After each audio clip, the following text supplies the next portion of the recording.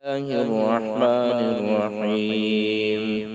إذا وقعت الواقعة ليس لوقعتها كاذبة خافضة رافعة. إذا رجت الأرض رجا وبست الجبال بسا فكانت هباء منبثا وكنتم أزواجا ثلاثة.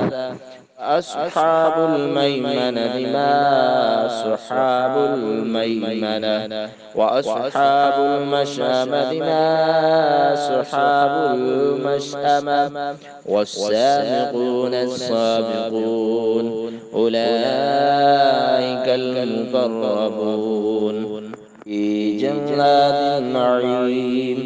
ثلة من الأولين وقليل من الآخرين على سرر مولونة متكئين عليها متقابلين.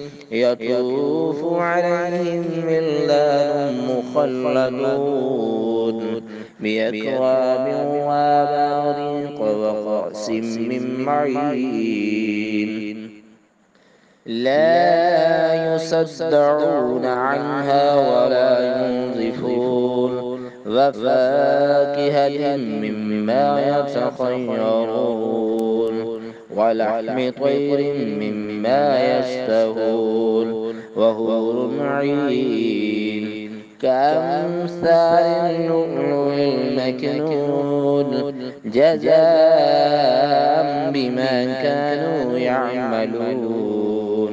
لا يسمعون فيها لغوا ولا تأثيما إلا قيلا سلاما سلاما. وأصحاب اليمين ما أصحاب اليمين في صدر مخضود وطلح منضود وظل ممدود وماء مسكوب وفاكهة كثيرة لا مقطوعة ولا ممنوعة وفرش مرفوعة. إنا أنشأناهن إنشاء جعلناهن أبكارا عربا أترابا لأصحاب اليمين ثلة من الأولين وثلة من الآخرين. أصحاب الشمال ما أصحاب الشمال في سموم وحميم وظل من يحموم لا بارد ولا كريم. إنهم كانوا قبل ذلك مترفين وكانوا يصرون على الحنث العظيم وكانوا يقولون أئذا متنا وكنا ترابا وعظاما أئنا لمبعوثون أو آباؤنا الأولون. قل إن الأولين والآخرين لمجموعون إلى ميقات يوم معلوم. ثم إنكم أيها الضالون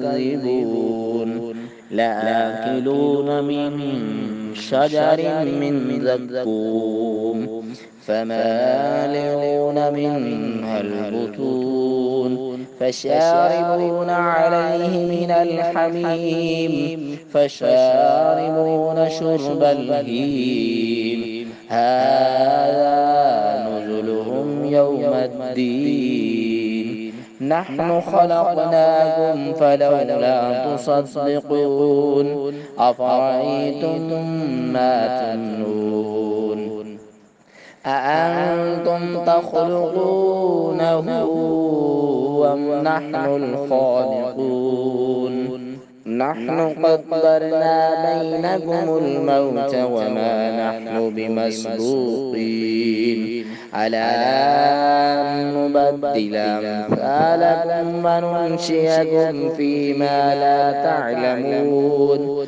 ولقد علمتم النشأة الأولى فلولا تذكرون أفرأيتم ما تحرثون أأنتم تزرعونه أم نحن الزارعون لو نشاء لجعلناه حطاما فظلتم تفكهون إنا لمغرمون بل نحن محرومون أفرأيتم الماء الذي تشربون أأنتم أنزلتموه من المزن أم نحن المنزلون لو نشاء جعلناه أجاجا فلولا تشكرون